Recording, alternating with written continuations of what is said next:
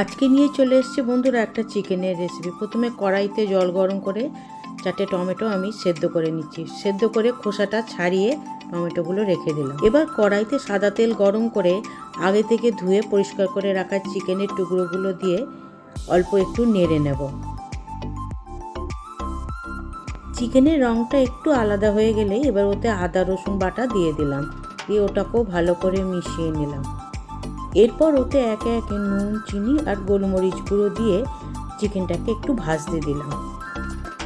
চিকেনটা হালকা ভাজা হয়ে গেলে এবার ওতে আগে থেকে যে টমেটো সেদ্ধ করে রেখেছিলাম সেই টমেটোগুলো আর কাঁচা লঙ্কা দিয়ে দিলাম। আর দিলাম কাশ্মীরি লঙ্কা গুঁড়ো। এতে ঝাল হবে না, কিন্তু রঙটা ভালো হবে। এবার সব কিছু ভালো করে মিশিয়ে চাপা দিয়ে মাংসটা সেদ্ধ হতে দিলাম।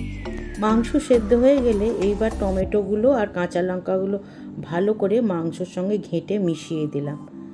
এবার জলটা একদম যখন শুকিয়ে এলো ওতে দিয়ে দিলাম গরম মশলা গুঁড়ো, একটুখানি মাখন।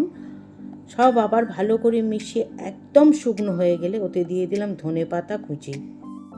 ধনেপাতা কুচিটা দিয়েও ভালো করে মাংসর সঙ্গে মিশিয়ে গ্যাসটা বন্ধ করে চাপা দিয়ে 2-3 মিনিট রেখে দিলাম। এবার পরিবেশনের পালা।